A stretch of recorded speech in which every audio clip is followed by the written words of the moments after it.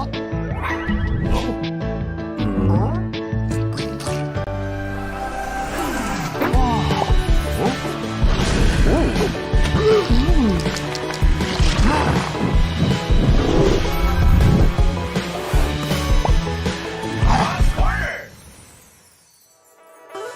Corner, Conk's Corner, Conk's Corner, Conk, Conk, Conk, Conk, Conk, Conk, Conk, Conk, Conk, Conk's Corner, Conk's Corner, Conk's Corner, Conk's Corner.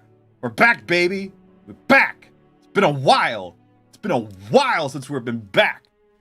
Hey, everybody. Welcome to Conk's Corner, the show where I disappoint my parents. But really, I'm reading Harry Potter for the first time. I've never read it before.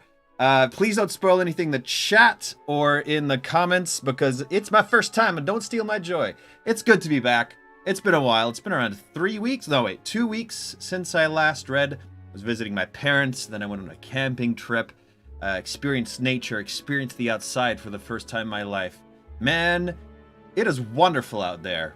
I hope you're all doing good. I hope you've all, I don't know, wherever you're listening from in the world, I hope things have gotten a little bit better. I hope they've gotten a little bit better, at least that, if not a lot. It's been a while. I've missed this. And, of course, somebody's mom is on the chat again, which is awesome. Welcome to all of you who are new, who are logging in for the first time. Love having you there. Feel free to join in our Discord. There are people there. I put the announcements when I read. When I don't read on there, the link is in the bio.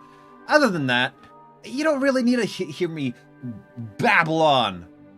You're just here for the old Harry Potter, for that youngin' who has the magic of the world at his fingertips, and who always has a good time. He's always having a good time, no matter what. All right.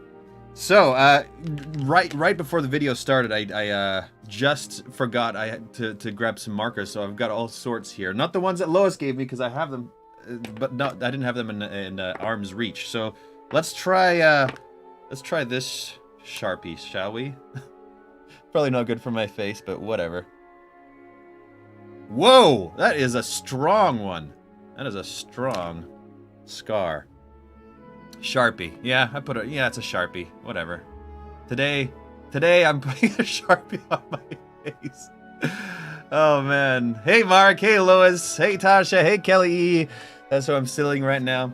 Camila, Jamie, Scammyhorn, it's good to see you all. Good to see you all. Okay, so we are at chapter 16, A Very Frosty Christmas. And the last thing that happened was Harry was sneaking after Draco because Draco was going off somewhere and he suspected him of sneaking in that poisonous necklace, or at least magically poisonous necklace. And Draco was with Snape, or should I say Snoop Dizzle. And Snoop said, tell me what you're doing. I can protect you. See, I'm still thinking that Snoop is, Snape is still on the line. He's not yet good or bad. That's what I'm thinking. Okay, here we go. We're back into it. Chapter 16, A Very Frosty Christmas. Who's saying this? Ron. So Snape was offering to help him. He was definitely offering to help him. If you ask that once more, said Harry, I'm going to stick this sprout. I'm only checking, said Ron. They were standing alone at the Burrows' kitchen sink, peeling a mountain of sprouts for Mrs. Weasley. Snow was drifting past the window in front of them. Yes, Snape was offering to help him, said Harry. He said he'd promised Malfoy's mother to protect him, that he'd made an unbreakable oath or something. An unbreakable vow, said Ron, looking stunned. Nah, he can't have. Are you sure? Yes, I'm sure, said Harry. Why? What does it mean? Well, you can't break an unbreakable vow. I'd worked that much out for myself. Funnily enough. What happens if you break it then? You die, said Ron simply. Fred and George tried to get me to make one when I was about 5. I nearly did too. Was holding hands with Fred and everything when Dad found us. He went mental, said Ron, with a reminiscent gleam in his eyes. Only time I've ever seen Dad as angry as Mum. Fred reckons his left buttock has never been the same since. Ha! I'm out of practice! Ha! Ha! Ha! Wait, what? RJ Nicky, it's your birthday! It's RJ Nicky! It's RJ Nicky! It's your birthday, birthday, birthday, birthday, birthday! Happy birthday.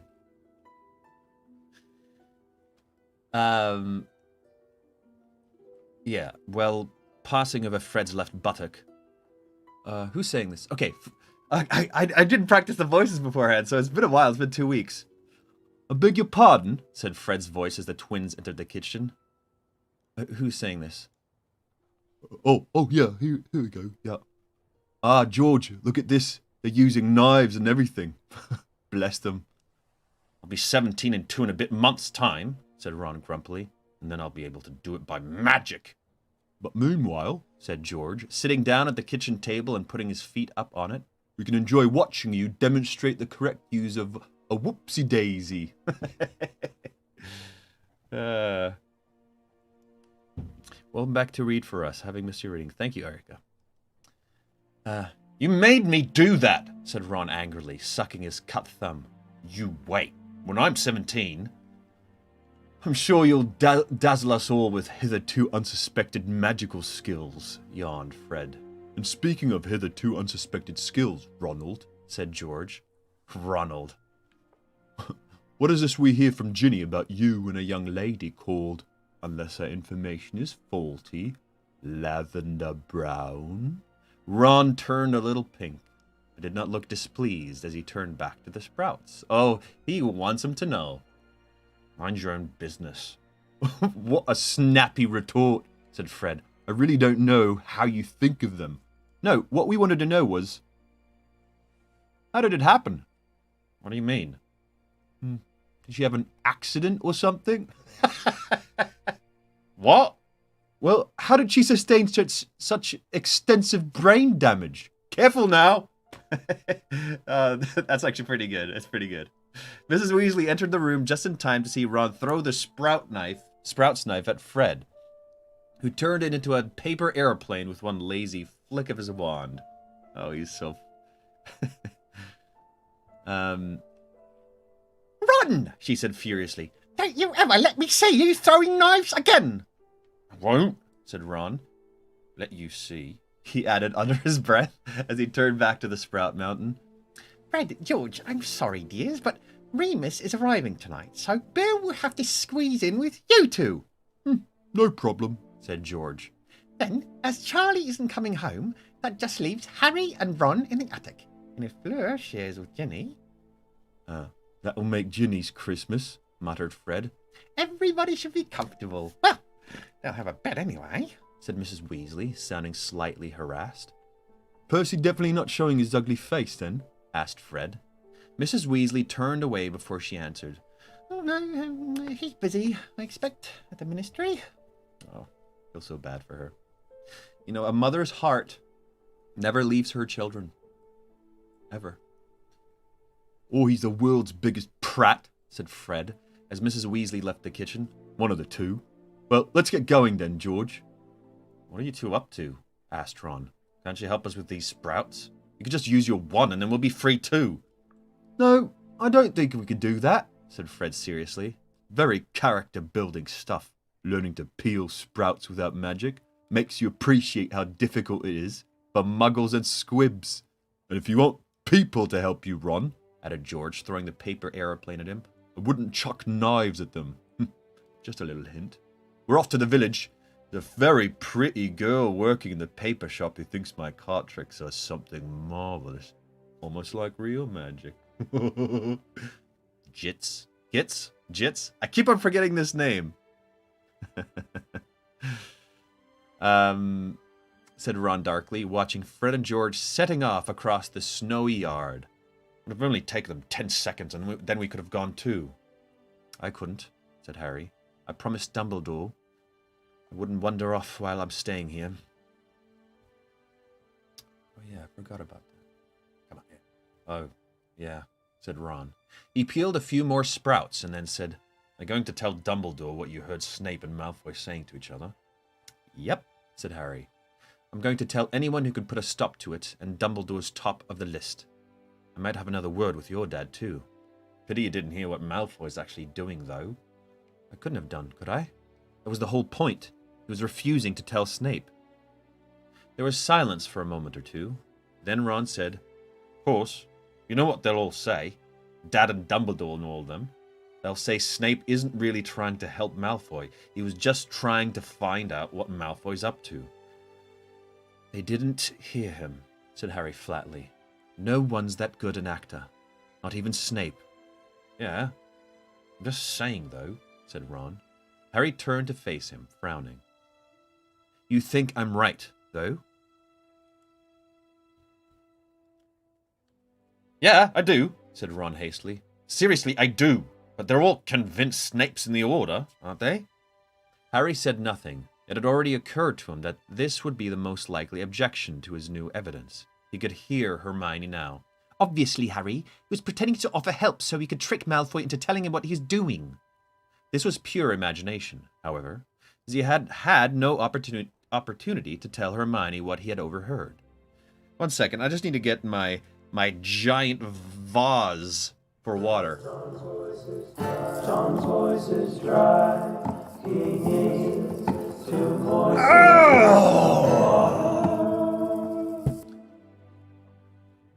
She had disappeared from Slughorn's party before he returned to it, or so he had been informed by an irate McLaggen, and she had already gone to bed by the time he returned to the common room.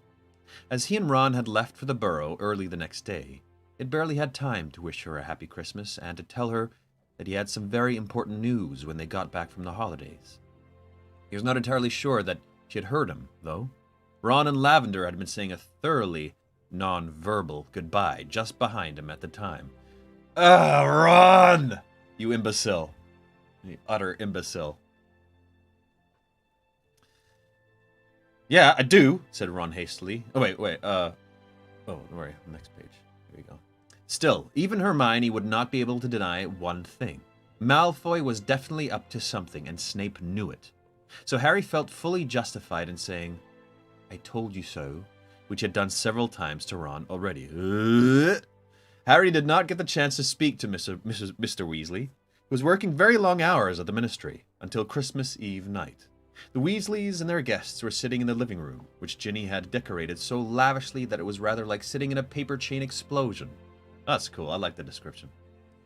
Fred, George, Harry, and Ron were the only ones who knew that the angel on top of the tree was actually a garden gnome that had bitten Fred on the ankle as he pulled up carrots for Christmas dinner.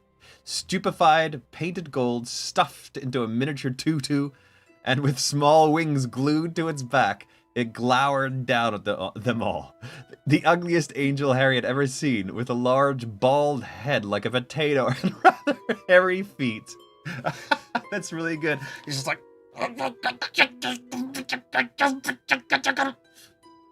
Merry Christmas! They were all supposed to be listening to a Christmas broadcast by Mrs. Weasley's favorite singer, Celestina Warbeck. Also a great name. Whose voice was warbling out of the large wooden wireless. Fleur, who seemed to find Celestina very dull, was talking so loudly in the corner that a scowling Mrs. Weasley kept pointing her wand at the volume control, so that Celestina grew louder and louder. Under cover of a particularly jazzy number called A Cauldron Full of Hot, Strong Love. I want to hear that song so bad. I want to hear that song so bad. Oh, everybody came to my Christmas dinner. You'll get a cauldron full of hot, strong love. Oh, take part in this Christmas dinner. You'll get a cauldron of hot, strong love. It's probably going to be better than that, but man, oh man, oh man, I want to hear that actual song. Fred and George started a game of exploding snap with Ginny. Ron kept shooting Bill and Fleur covert looks, as though hoping to pick up tips. Meanwhile, Remus Lupin, who was thinner and more ragged-looking than ever, was sitting beside the fire, staring into its depths as though he could not hear Celestina's voice. Oh, little bit of a... little bit of Celestina. Oh, come and stir my cauldron. What? uh... Oh, come and stir my cauldron, and if you do it right, I'll buy you up some hot, strong love to keep you warm tonight.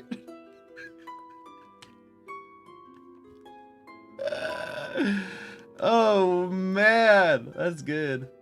That's some good lyrics right there. Woo! We danced to this when you were 18, said Mrs. Weasley, wiping her eyes and her knitting. Do you remember, Arthur? Said Mr. Weasley, whose head had been nodding over the satsuma he was peeling. Satsuma? I don't know what that satsuma is. Oh, yes. Marvelous tune. With an effort, he sat up a little straighter and looked... Oh, we gotta get some Christmas music going on. Where's my Christmas at? Oh, where did my Christmas music go? Where is my Christmas music? I think I might have accidentally deleted it. I did. I'm sorry. Oops. Oh, a satsuma is a tiny orange. Gotcha. It's like a cutie little... Okay, with an effort, he sat up a little straighter and looked round at Harry, who was sitting next to him. Sorry about this, He said, jerking his head towards the wireless as Celestina broke into chorus. Be over soon. No problem, said Harry, grinning. Has it been busy at the ministry? Very, said Mr. Weasley. I wouldn't mind if we were getting anywhere, but of the 3 arrests we've made in the last couple of months, I doubt that one of them is a genuine Death Eater. Only don't repeat that, Harry, he said quickly, looking much more awake all of a sudden. They're not still holding Stan Shunpike, are they? Can somebody please remind me in the chat who Stan Shunpike is? It's been a while. Thank you very much, asked Harry. I'm afraid so, said Mr. Weasley. I know Dumbledore's tried appealing directly to Scrimgeour about Stan. I mean, anybody who has actually interviewed him agrees that he's about as much a Death Eater as this Satsuma. I just learned that word. But the top levels want to look as though they're making some progress. And 3 arrests sounds better than 3 mistaken arrests and releases. But again, it's all top secret. I won't say anything, said Harry. Harry Potter's Our Christmas Movies changed my mind. Oh yeah, Stan Shunpike, he works on the night bus. Right. Thank you very much. I won't say anything, said Harry. He hesitated for a moment, wondering how best to embark on what he wanted to say. As he marshaled his thoughts, Celestina Warbeck began a ballad called You Charmed the Heart Right Out of Me. That's a bit more wholesome. Mr. Weasley, you know what I told you at the station when we were setting off for school? I checked, Harry, said Mr. Weasley at once. I went and searched the Malfoys' house. There was nothing, either broken or whole. But that shouldn't have been there. Yeah, I know. I saw in the Prophet that you'd looked, but this is something different. Well, something more. And he told Mr. Weasley everything he had overheard between Malfoy and Snape. As Harry spoke, he saw Lupin's head turn a little towards him, taking in every word. When he finished, there was silence, except for Celestina's crooning. Maybe I'll try a different voice for her. Not even, yeah. Ooh, ooh, my poor heart, where has it gone? It's left me for a spell. Has it occurred to you, Harry, said Mr. Weasley, that Snape was simply pretending? Pretending to offer help so that he could find out what Malfoy's up to? Said Harry quickly. Yeah, I thought you'd say that. But how do we know? It isn't. Isn't our business to know, said Lupin unexpectedly. He had turned his back on the fire now, and faced Harry across Mr. Weasley. It's Dumbledore's business. Dumbledore trusts Severus, and that ought to be good enough for all of us. But, said Harry, just say Dumbledore's wrong about Snape. People have said it many times. It comes down to whether or not you trust Dumbledore's judgment. I do. Therefore, I trust Severus. Dumbledore can make mistakes, argued Harry. He says it himself, and you... He looked Lupin straight in the eye. Do you honestly like Snape? I neither like nor dislike Severus, said Lupin. No, Harry. I'm speaking the truth, he added, as Harry pulled a skeptical expression. We shall never be bosom friends, perhaps. After all that happened between James and Sirius and Severus, there's too much bitterness there. But I do not forget that during the year I taught at Hogwarts, Severus made the Wolfsbane potion for me every month. Made it perfectly, so that I did not have to suffer as I usually do at the full moon. But he accidentally let it slip that you're a werewolf, so you had to leave, said Harry angrily. Lupin shrugged. The news would have leaked out anyway. We both know he wanted my job, but he could have wreaked much worse damage on me by tampering with the potion. He kept me healthy. I must be grateful. But he didn't dare mess with the potion with Dumbledore watching him, said Harry. You are determined to hate him, Harry, said Lupin with a faint smile. And I understand. With James as your father, with Sirius as your godfather, you have inherited an old prejudice. By all means, tell Dumbledore what you have told Arthur and me, but do not expect him to share your view of the matter. Do not even expect him to be surprised by what you tell him. It might have been on Dumbledore's orders that Severus questioned Draco. And now you've torn it quite apart! I'll thank you to give back my heart! Celestina ended her song in a very long, high-pitched note. Okay, I gotta redo that. And I'll thank you to give back my heart!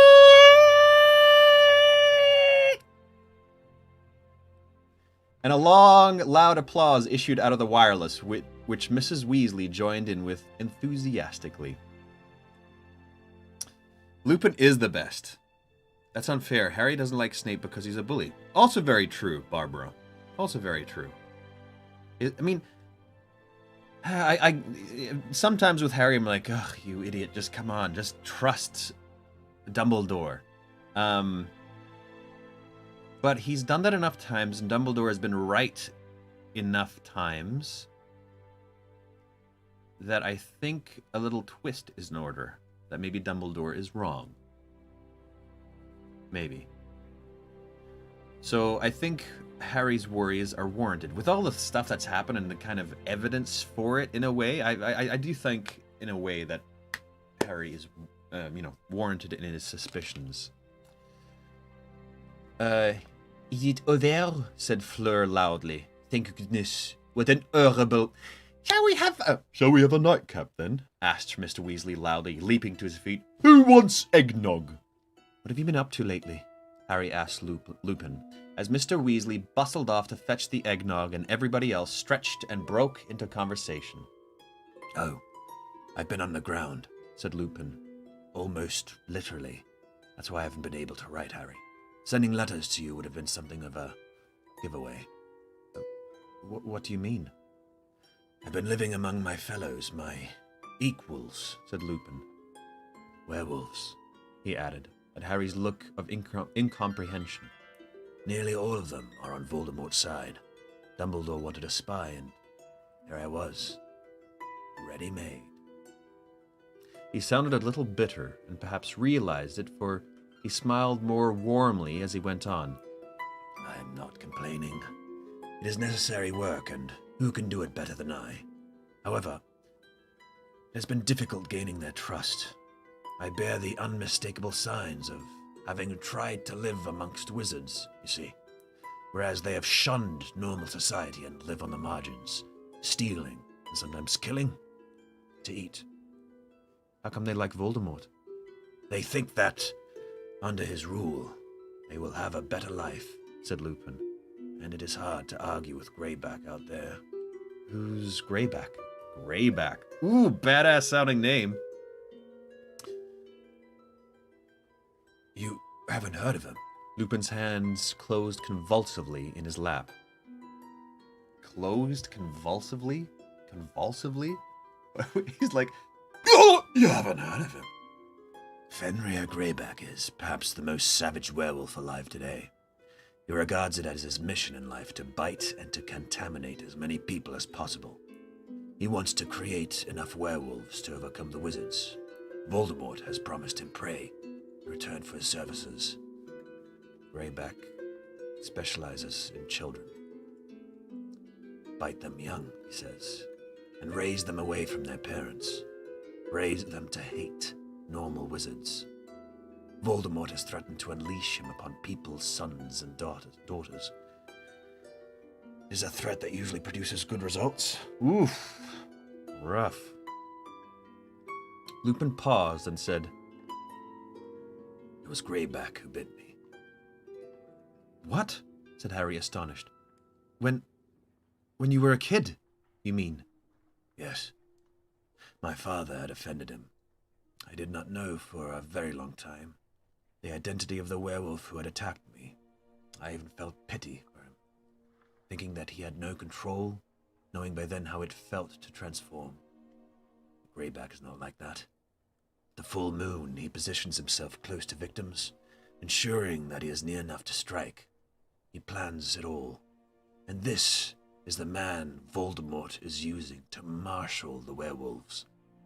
I cannot pretend that my particular brand of reasoned argument is making much headway against Greyback's insistence that we werewolves deserve blood, that we ought to revenge ourselves on normal people. "But you are normal," said Harry fiercely.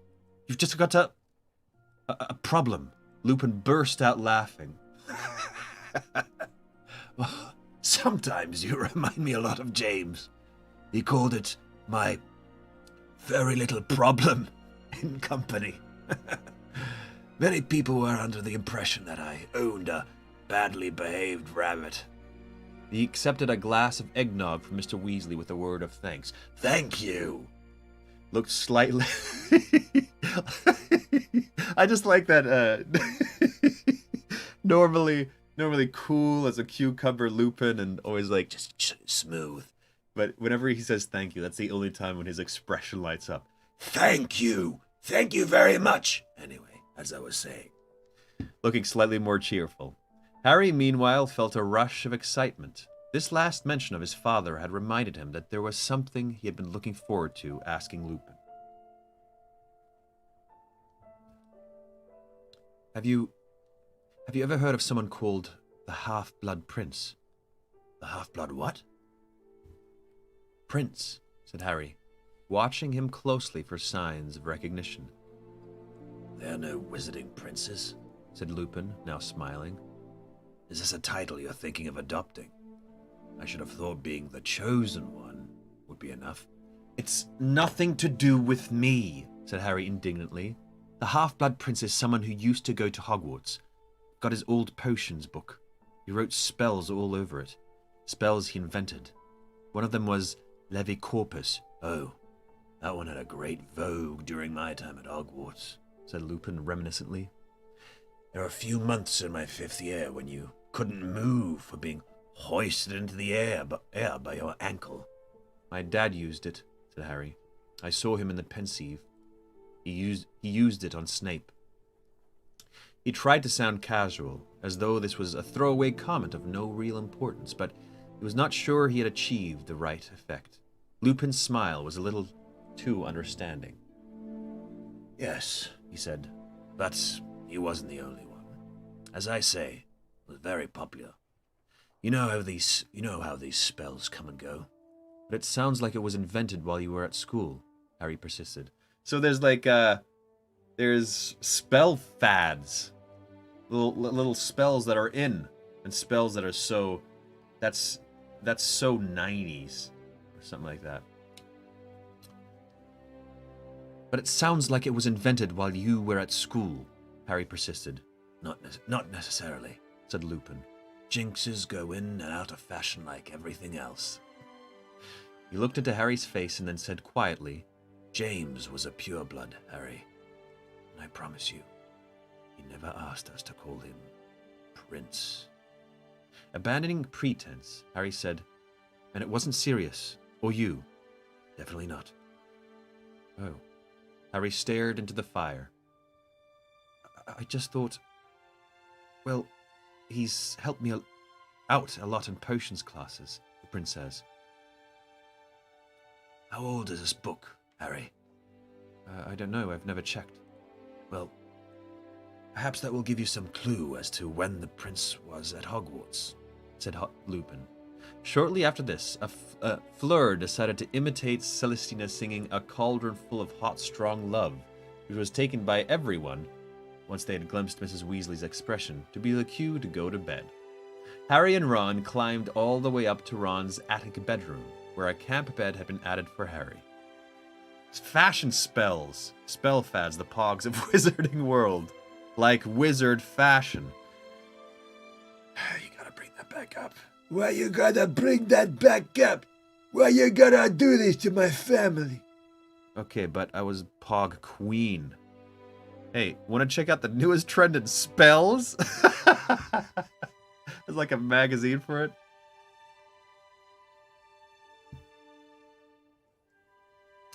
Ron fell asleep almost immediately, but Harry delved into his trunk and pulled out his copy of Advanced Potion Making before getting into bed.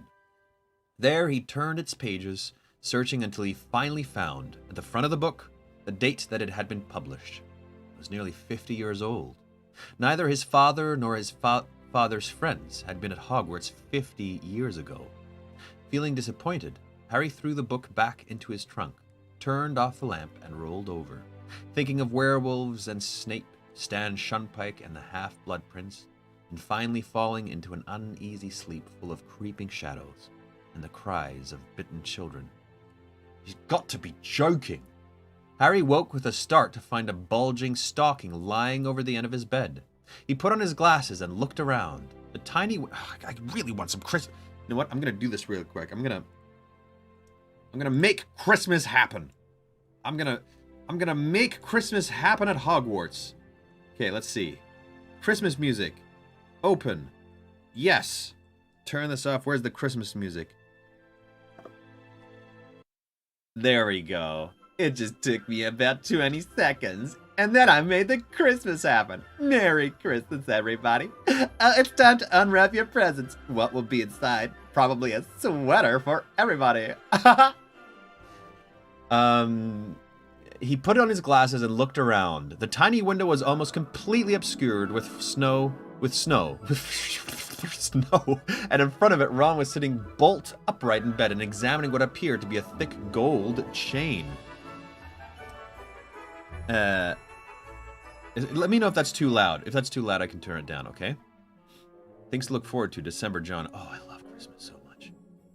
What's that? Asked Harry. It's from Lavender.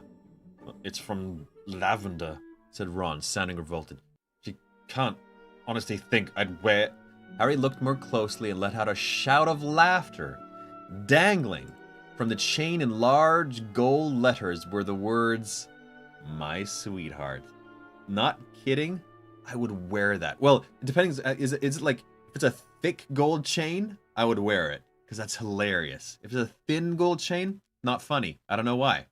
But if it was really thick, oh man, I'd wear the hell out of that. Nice, he said. Classy. You should definitely wear it in front of Fred and George. If you tell them, said Ron, shoving the necklace out of sight under his pillow. I'll... Stutter at me? Said Harry, grinning. Come on, would I? How could she think I'd like something like that, though? Ron demanded of thin air, looking rather shocked. Well, think back, said Harry. Have you ever let it slip that you'd like to go out in public with the words, "My sweetheart," around your neck? Yeah, it's a bit loud. There we go. Bit quieter, bit quieter.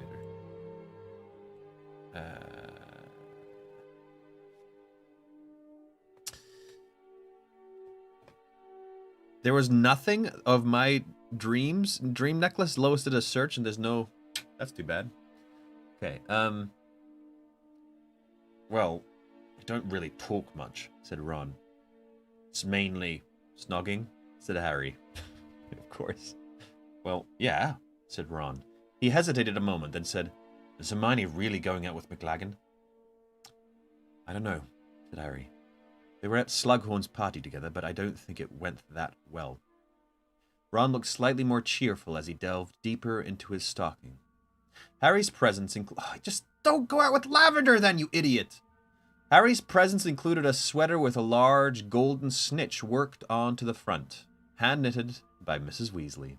A large box of Weasley's Wizard Wheezes products from the twins, and a slightly damp, moldy-smelling package, which came with a label reading, "To Master from Creature."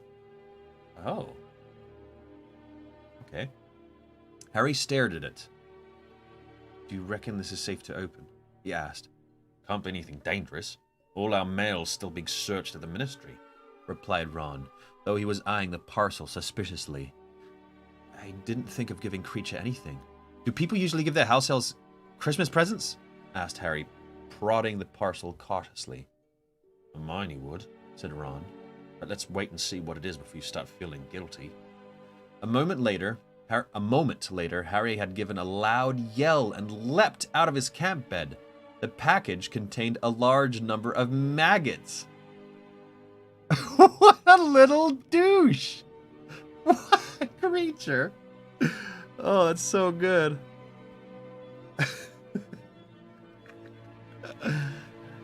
"Nice!" said Ron, roaring with laughter. "Very thoughtful." I'd rather have them than that necklace," said Harry, which sobered Ron up at once. Getting louder, eh? There we go. Everybody was wearing new sweaters when they all sat down for Christmas lunch. Everyone except Fleur, on whom it appeared Mrs. Weasley had not wanted to waste one. Oh, that's pretty mean. That's pretty mean. Oh, no. And Mrs. Weasley herself, who was sporting a brand new midnight blue witch's hat glittering with what looked like tiny star-like diamonds, and a spectacular golden necklace. "Fred and George gave them to me. Oh, aren't they beautiful?" Well, we find we appreciate you more. Well, we find we appreciate you more and more, Mum. Now we're washing our own socks," said George, waving an airy hand. "Parsnips, Remus?"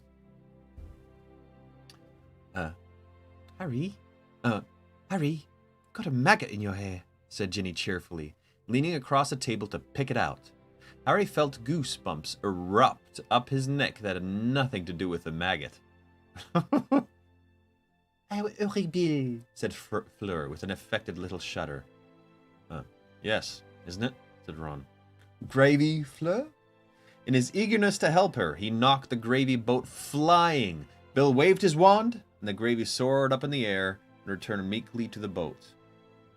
"You are as bad as that Tonks," said Fleur to Ron, when she had finished kissing Bill in thanks. "She is always knocking. I invited dear Tonks to come along today," said Mrs. Weasley, setting down the carrots with unnecessary force and glaring at Fleur. "But she wouldn't come. Have you spoken to her lately, Remus?" "No, I haven't been in contact with anybody very much," said Lupin. "But Tonks has got her own family to go to, hasn't she?" Said Mrs. Weasley. "Maybe. I got the impression she was planning to spend Christmas alone, actually." "Please don't have plans tonight and read a tiny bit longer because we miss you so much. Your friend, Bossy Bossy. Yes, I was planning on reading a little longer tonight anyway, so I will. Yes. What does the charm need to say? Charm. Oh, you're looking for a My Sweet Harem charm? Gosh. Erica, the voices you do, John, is so good. Thank you, Erica. I appreciate that. Okay. She gave Lupin an annoyed look, as though it was his fault she was getting Fleur for a daughter-in-law instead of Tonks. But Harry, glancing across at Fleur, who was now feeding Bill bits of turkey off her own fork, thought that Mrs. Weasley was fighting a long-lost battle. Bill hasn't said anything. He's just like this hunk character just to pawn Fleur off on.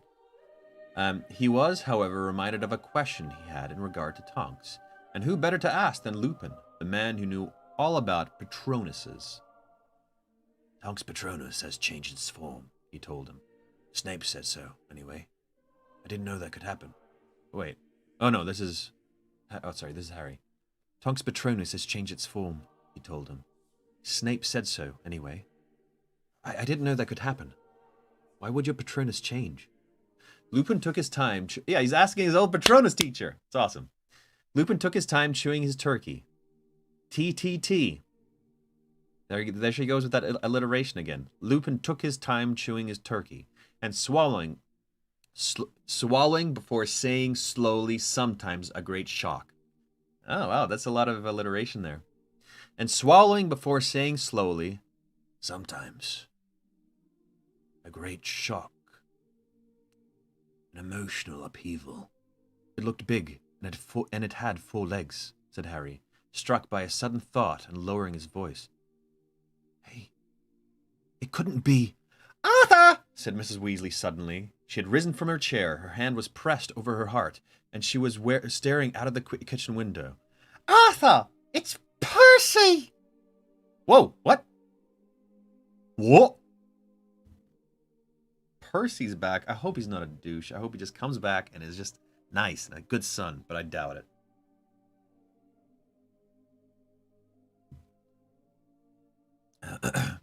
Mr. Weasley looked around. Everybody looked quickly at the window. Ginny stood up for a better view.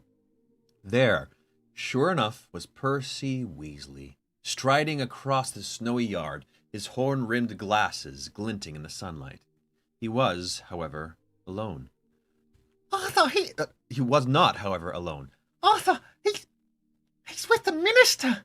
And sure enough, the man Harry had seen in the Daily Prophet was following along in Percy's wake, limping slightly, his mane of graying hair. Oh yeah, he's like a lion.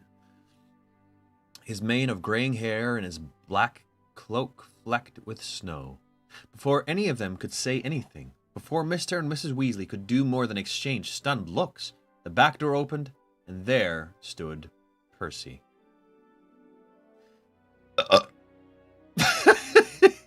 You all hate me right now. There was a moment's painful silence. Then Percy said rather stiffly, "Merry Christmas, Mother." Oh, Percy! Said Mrs. Weasley, and she threw herself into his arms. Of course she would do that. So sweet. Rufus Scrimgeour paused in the doorway, leaning on his walking stick and smiling as he observed this affecting scene. Oh, right. I forget his voice. Maybe he's like a lion. He's like a lion. Should he talk like this? Maybe a bit older. I forget his voice. Like a lion. You must forgive this intrusion. It's pretty deep and scary. Maybe a bit warmer. Maybe a bit warmer. A bit more warmer, but still like a lion. You must forgive this intrusion, he said. When Mrs. Weasley looked around at him, beaming and wiping her eyes. Percy and I were in the vicinity, working, you know. And he couldn't resist dropping in and seeing you all. Maybe, I don't know. It's pretty close to Lupin. But Percy showed no sign of wanting to greet any of the rest of the family. He stood, poker straight and awkward looking, and stared over everybody else's heads. Mr. Weasley, Fred, and George were all observing him, stony-faced. Please, come in. Sit down, Minister. Fluttered Mrs. Weasley, straightening her hat. Oh, have a little perky or some tooting. I mean, perky and tooting. Aslan. Yeah, it's kind of Aslan-y. I don't know if that fits for the character. Curious how you get your music, some of the song titles. I just typed in Christmas Harry Potter music, and it was just like an hour-long thing. No spoilers there. Aslan. Loved Narnia when I was a kid. I've played Aslan twice in two plays. One of the first plays I ever did in high school. Played Aslan. I've got a recording of it. Ooh boy, it's embarrassing. And one 2 years ago for Christmas, where we played a whole bunch of different characters, and Aslan was one of them. Okay, I don't know if Aslan works for him. Let's see. Okay, let's see. Where are we? No. my dear Molly, said Scrimgeour. Harry guessed that he had checked on her name with Percy before they entered the house. I don't want to intrude. No, it's deeper. There we go. I don't know. No, it's deep. There we go. Yeah. Maybe like this. Maybe like this. I don't want to intrude. Wouldn't be here at all if Percy had wanted to see you all so badly. Oh, Percy, said Mrs. Weasley tearfully, reaching up to kiss him. We've only looked in for 5 minutes, so I'll have a stroll around the yard while you catch up with Percy. No, I assure you, I don't want to butt in. Well, if anybody cared to show me your charming garden. That young man's finished. Why doesn't he take a stroll with me? The atmosphere around the table changed perceptibly. Oh, he's just there to talk to Harry. So it's a ruse. John, for the love of all that is good in this world, please post recording of you playing Aslan on the Discord. Ooh. Maybe after the books, as a reward, I'll post a section of it. Ooh, man. Well, you could be critical of my first Aslan appearance, the first one I ever did. It was really bad. My performance was so bad. I roared every single time I entered or exited the stage. So how's it going, everybody? Is everybody good? Cool. See you later. All right. Everybody looked from Scrimgeour to Harry. Nobody seemed to find Scrimgeour's pretense that he did not know Harry's name convincing, or find it natural that he should be chosen to accompany the minister around the garden when Ginny, Fleur, and George also had clean plates. Yeah, all right, said Harry into the silence. He was not fooled. For all Scrimgeour's talk that they had just been in the area, that Percy wanted to look up his family, this must be the real reason they had come, so that Scrimgeour could speak to Harry alone. It's fine, he said quietly as he passed Lupin, who had half risen from his chair. Fine, he added, as Mr. Weasley opened his mouth to speak. Wonderful, said Scrimgeour, standing back to let Harry pass through the door ahead of him. We'll just take a turn around the garden, and then Percy and I'll be off. Carry on, everyone. Harry walked across the yard towards the Weasleys' overgrown, snow-covered garden, Scrimgeour limping slightly at his side. Epic music. He had, Harry knew, been head of the Auror office. He looked tough and battle-scarred, very different from portly Fudge in his bowler hat. Charming. I have to sit differently to do his voice. Charming, said Scrimgeour, stopping at the garden fence and looking out over the snowy lawn and the indistinguishable plants. Charming. Harry said nothing. He could tell that Scrimgeour was watching him. I've wanted to meet you for a very long time, said Scrimgeour after a few moments. Did you know that? No, said Harry truthfully. Oh, yes. For a very long time. But Dumbledore has been very protective of you, said Scrimgeour. Naturally. Of course. Natural. Of course. Natural. What you've been through. Especially what happened at the ministry. He waited for Harry to say something, but Harry did not oblige. So he went on. I have been hoping for an occasion to talk to you ever since I gained office. But Dumbledore has, most understandably, as I say, prevented this. Still Harry said nothing, waiting. The rumors that have flown around. That's a bit off. The rumors that have flown around, said Scrimgeour. Well, of course, we both know how these stories get distorted. All these whispers of a prophecy. Of you being the chosen one. They were getting near it now, Harry thought. The reason Scrimgeour was here. I assume that Dumbledore has discussed these matters with you. Harry deliberated, wondering whether he ought to lie or not. He looked at the little gnome prints all around the flower beds, and the scuffed-up patch that marked the spot where Fred had caught the gnome now, wearing the tutu at the top of the Christmas tree. Tutu at the top of the Christmas tree. Finally, he decided on the truth, or a bit of it. Yeah, we've discussed it. Have you? Said Scrimgeour. Harry could see, out of the corner of his eyes, Scrimgeour squinting at him. So pretended to be very interested in a gnome that had just poked its head out from underneath a frozen rhododendron. And what has Dumbledore told you, Harry? Sorry, but that's between us. Nice, said Harry. He kept his voice as pleasant as he could, and Scrimgeour's tone, too, was light and friendly as he said, Oh, of course. If it's a question of confidences, I wouldn't want you to divulge. No. And in any case, does it really matter whether you are the chosen one or not? Harry had to mull that one over for a few seconds before responding. I don't really know what you mean, Minister. Well, of course. To you, it will matter enormously. He said with a laugh. But to the wizarding community at large, it's all perception, isn't it?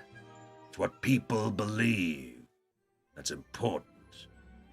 Harry said nothing. He thought he saw dimly where they were heading. It was not going to help Scrimgeour get there. The gnome under the rhododendron was now digging for worms at its roots, and Harry kept his eyes fixed upon it.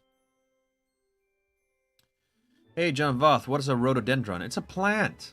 Jeez. Music's a bit too loud. Thank you, Anna, for telling me. Anna Moon. It's a cool name. Okay, is that better?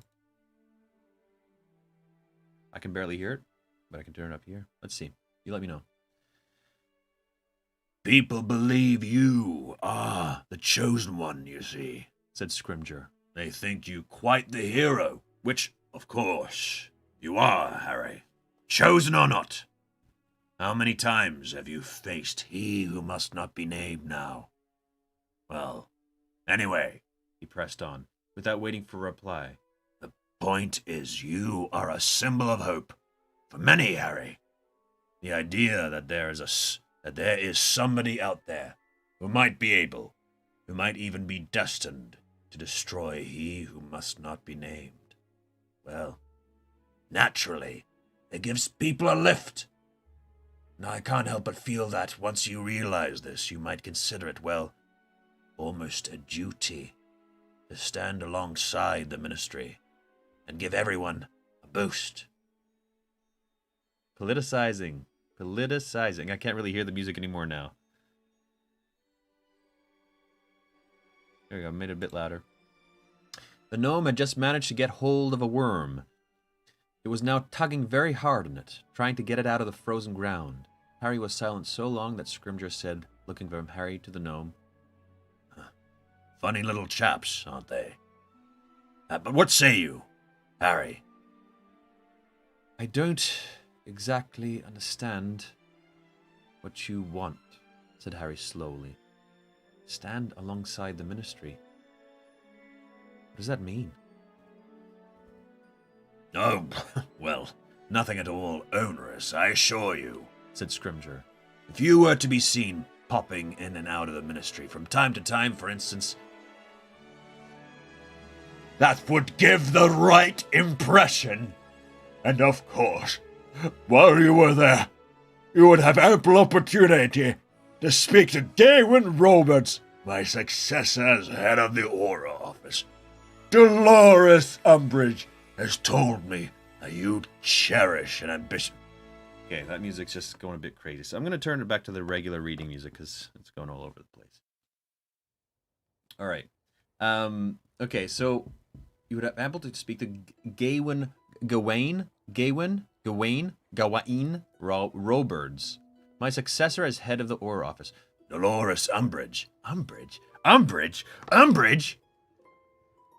Boo! Go on, get out of here! Boo! You suck! Get off the Umbridge, stage! more like Dumbridge.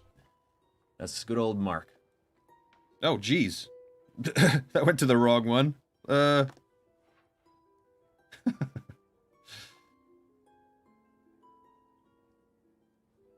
Wrong button, methinks. Okay. Dolores Umbridge has told me that you cherish an ambition to become an Auror. I wonder if she told them after the last book. Wait. When would she have told him? Well, that could be arranged very easily. Harry felt anger bubbling in the pit of his stomach.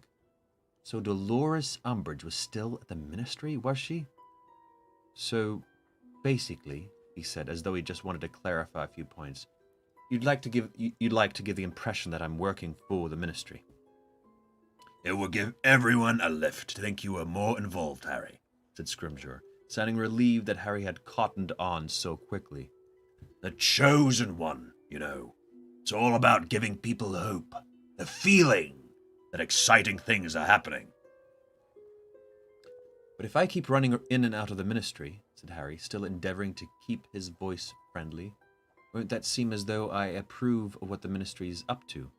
Well, said Scrimgeour, frowning slightly. Well, yes.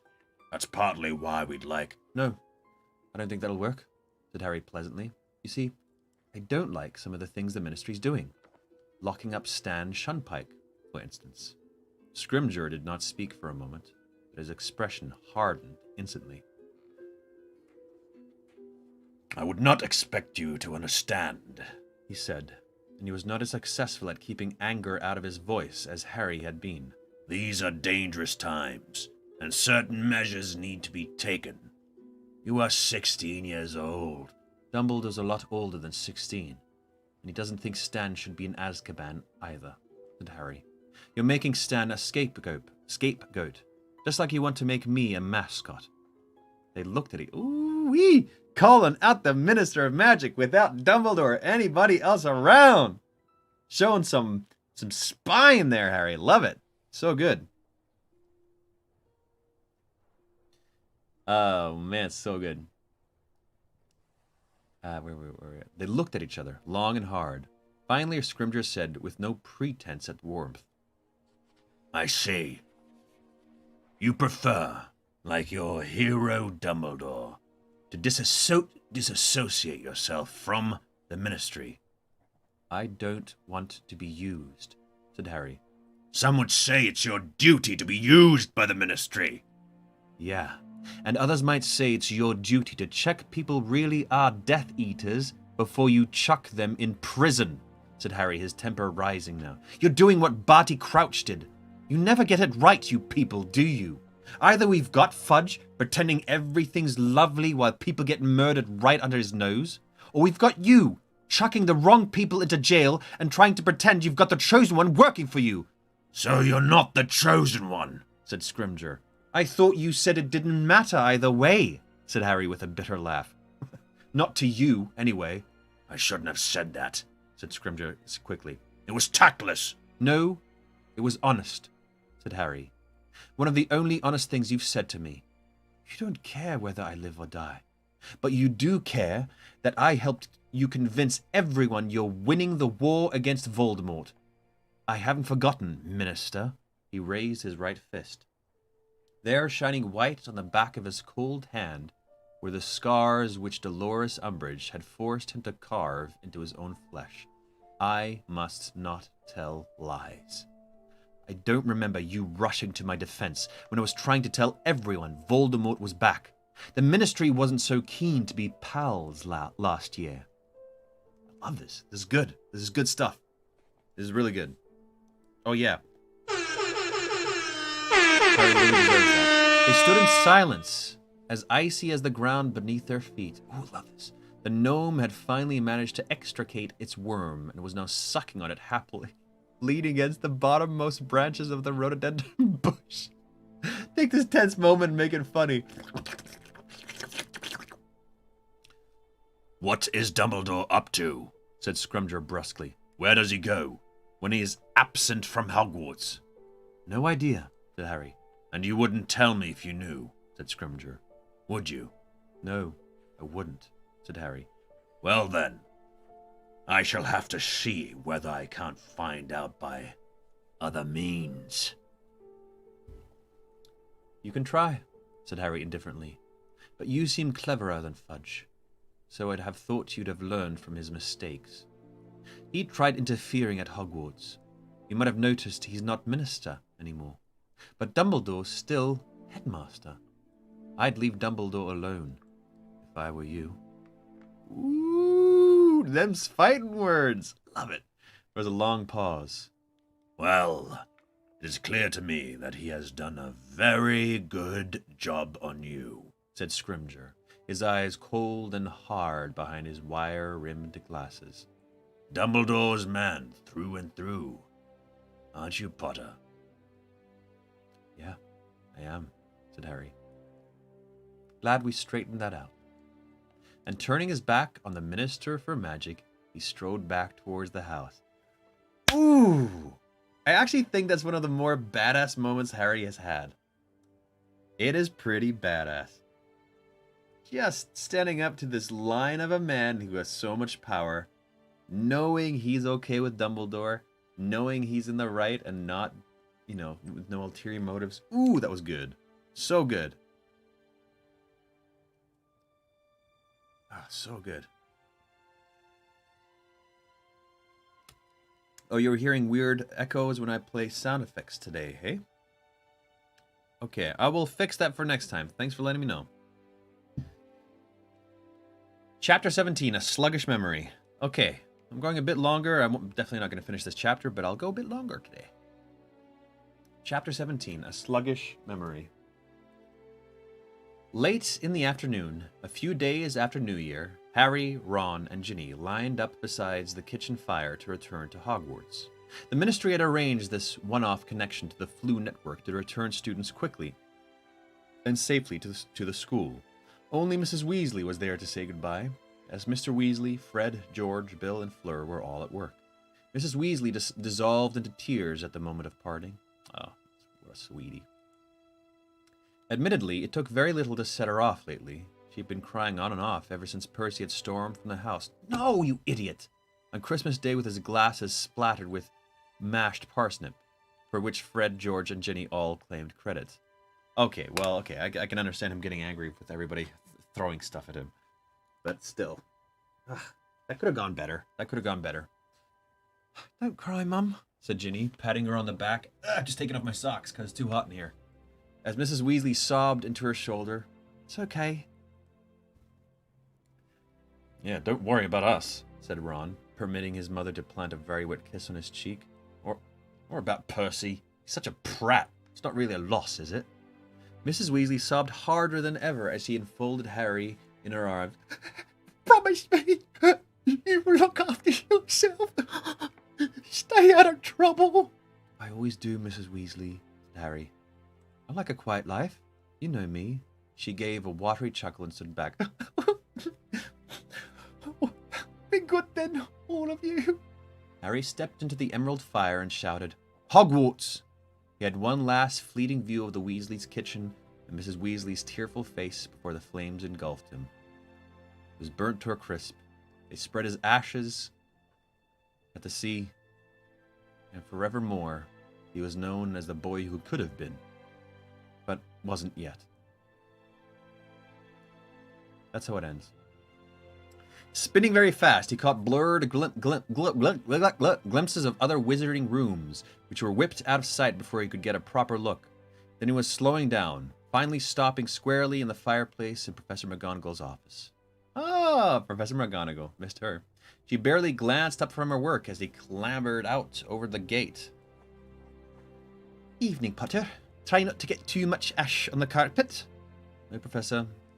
Harry straightened his glasses and flattened his hair as Ron came spinning into view. When Ginny had arrived, all three of them trooped out of McGonagall's office and off towards Gryffindor Tower. Harry glanced out of the corridor windows as they passed. The sun was already sinking over grounds carpeted in deeper snow than had lain over the Burrow Garden. In the distance, he could see Hagrid feeding Buckbeak in front of his cabin. Ah, thank you, John, for reading longer. You're welcome. Not even the minister can handle sassy Harry. Yeah, it's awesome. Baubles, said Ron confidently, when they reached the fat lady, who was looking rather paler than usual, and winced at his loud voice. No, she said. What do you mean, no? There's a new password, she said, and please don't shout. But we've been away. How are we supposed to... Harry, Ginny, somebody's yelling. Hermione was hurrying towards them, very pig-faced and wearing a cloak, hat, and gloves. I got back a couple of hours ago. Just been down to visit Hagrid and Buck. Witherwings, she said breathlessly. Did you have a good Christmas? Yeah, said Ron at once. Pretty eventful. Rufus Scrimgeour. I've got something for you, Harry, said Hermione, neither looking at Ron nor giving any sign that she had heard him. Ooh, the cold shoulder, still doing it. Oh, hang on. Password, abstinence. Abstinence! Precisely, said the fat lady in a feeble voice, and swung forwards to reveal the portrait hole.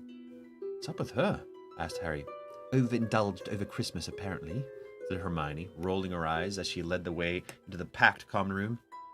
She and her friend Violet drank their way through all the wine in that picture of drunk monks down by the Charms corridor. Anyway, that's awesome. She rummaged in her pocket for a moment, then pulled out a scroll of parchment with Dumbledore's writing on it. Wait, oh, great, said Harry, unrolling it at once to discover that his next lesson with Dumbledore was scheduled for the following night. I've got loads to tell him. And you. Let's sit down.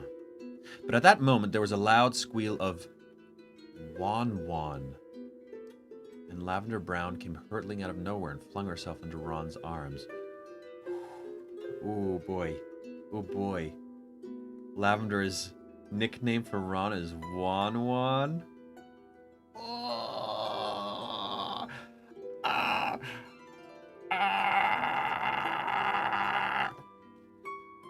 Several onlookers sniggered. Hermione gave a tinkling laugh and said, There's a table over here. Coming, Ginny? No, thanks. I'd said I'd meet Dean, said Ginny, though Harry could not help noticing that she did not sound very enthusiastic. Leaving Ron and Lavender locked in a kind of vertical wrestling match, Harry led Hermione over to the spare table. So, how was your Christmas? Oh, fine, she shrugged. Nothing special. How was it at Wan's?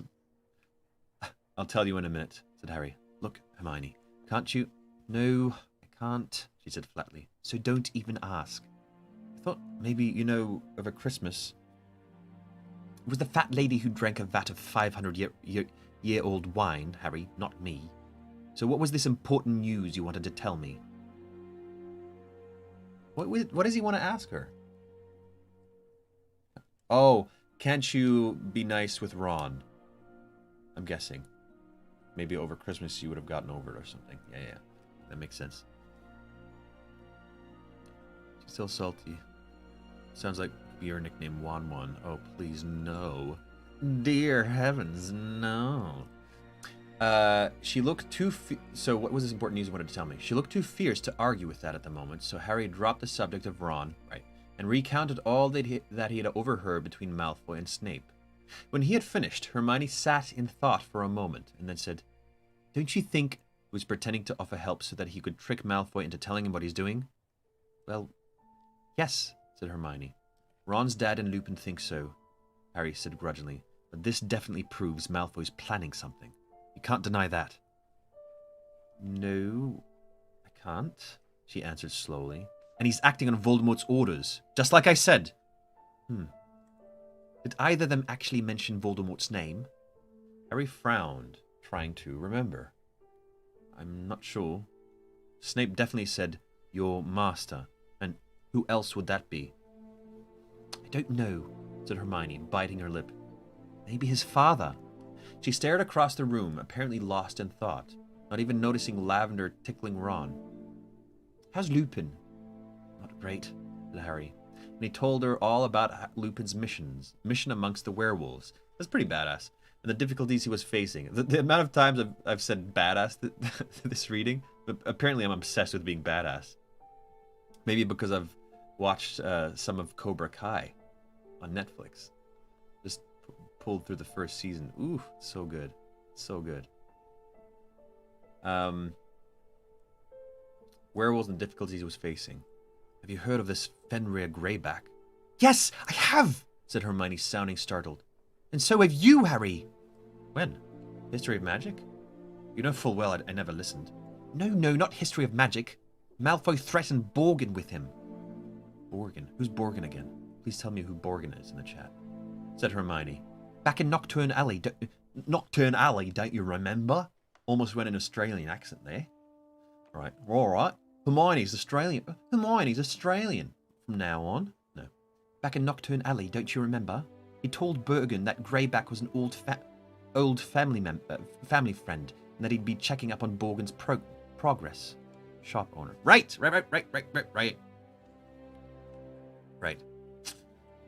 Harry gaped at her. I forgot, but this proves Malfoy's a Death Eater. How else could he be in contact with Greyback and telling him what to do? Okay, interesting. It is pretty suspicious, breathed Hermione. Unless... Oh, come on, said Harry in exasperation. You can't get round this one. Well, there's a possibility it wasn't an empty threat. How unbelievable you are, said Harry, shaking his head. We'll see who's right. You'll be eating your words, Hermione, just like the Ministry. Oh, yeah. I had a row... I had a row with Rufus Scrimgeour as well. And the rest of the evening passed amicably, with both of them abusing the Minister for magic. For Hermione, like Ron, thought that after all the Ministry had put Harry through the previous year, they'd a great nerve asking him for help now. The new term started next morning with a pleasant surprise for the 6th years. A large sign had been pinned to the common room notice boards overnight. Apparition lessons. If you are 17 years of age or will turn 17 on or before 31st of August, you are eligible for a 12-week course of apparition lessons from a Ministry of Magic apparition instructor. Please sign below if you would like to participate. Cost 12 galleons. Ooh, little tricky way to get in there. Harry and Ron joined the crowd that was jostling around the notice and taking it in turns to write their names underneath. Ron was just taking out his quill to sign after Hermione when Lavender crept up behind him, slipped her hands over his eyes, and trilled, "Guess who won?" Rough. Harry turned to see Hermione stalking off. He caught up with her, having no wish to stay behind with Ron and Lavender, but to his surprise, Ron caught them up only a little way beyond the portrait hole, his ears bright red and his expression disgruntled. Without a word, Hermione sped up to walk with Neville. So, apparition, said Ron, his tone making it perfectly plain that Harry was not to mention what had just happened. Should be a laugh, eh? I don't know, said Harry. Maybe it's better when you do it yourself. I didn't enjoy it much when Dumbledore took me along for a ride. Forgot you'd already done it. I'd better pass my test first time, said Ron, looking anxious. Fred and George did. Charlie failed, though, didn't he? Yeah, but Charlie's bigger than me. Ron held his arms out from his body as though he were a gorilla. So Fred and George didn't go on about it much. Not to his face, anyway. When can we take the actual test? As soon as we're 17. That's only March for me. Yeah, but you wouldn't be able to apparate in here. Not in the castle. Not the point, is it? Everyone would know I could apparate if I wanted. Ron was not the only one to be excited at the prospect of apparition. All that day there was much talk about the forthcoming lessons. A great deal of store was set by being able to vanish and reappear at will. Who's saying this? You know, okay, I'm gonna end there for today. Okay? I'm gonna end there. I'm getting very hungry. I haven't eaten in a while, so I need to get myself some din-dins for 1-1. Lavender is obviously 1-1's dream girl. Oh my gosh. That was a great scene. You know, I was kind of thinking like the Christmas. I was like, oh, it'll be Christmas, a little bit of drama here and back in there, but it was like a really strong scene for Harry in there. Showed a lot of character, a lot of spine, a lot of confidence. He's so. You know what's actually different in this book is that the other books he's always like, what's going on? This could be happening. This could be happening. But in this book, he is so sure of himself. He's so sure of what's happening, what's going on in this book, more so than other ones. So that's interesting and kind of cool. This was a good reading. Thank you, Anna. Thank you. This was great. Yeah, you have any questions, any thoughts? Have a badass meal, Juan. You know I will, John Ellis. Always mixed feelings when you go on. I enjoy it, but getting so late here. Well, have a good sleep, Jill Daw. Jill? Sorry, I'm really bad at pronouncing G's, apparently, the correct way. Would it be Juan for John? Now that I like. I like Juan. Juan. Hey, babies, it's Juan. Juan's here. You know what? I really hope that there is another news segment somewhere in this book. I really hope there is. Would you make an unbreakable vow with anyone? Yeah, somebody to get married to. Hey, glad you're back. I really missed your readings. Thanks, Mel Chiril. In Spanish, it's Roro. Is it Roro? Roro, Juan, Roro, Juan. I love this. I love Roro and Juan. Juan. Will you read every day this week? Oh, good question. I'm going to double check that. 1 second. Let me double check my schedule. I mean, very likely. I just need to double check so that I don't lie to you. I'm a big liar. Wednesday I won't be. But other than that, I will be reading all the other days. Jill like Jill. Okay, thank you. We appreciate Dexter's placement now. Look at him. All right, everybody. I will be going off to eat some scrumptious food. It's good to be back. It's good to see you all in there, in the chat. Much love. You know, keep try to be kind to yourself wherever you are in the world, whatever's going on for you. Be kind to yourself. I will see you tomorrow at 6 o'clock. We missed you, Juan. Thank you very much, and I missed all of you. Bye-bye now.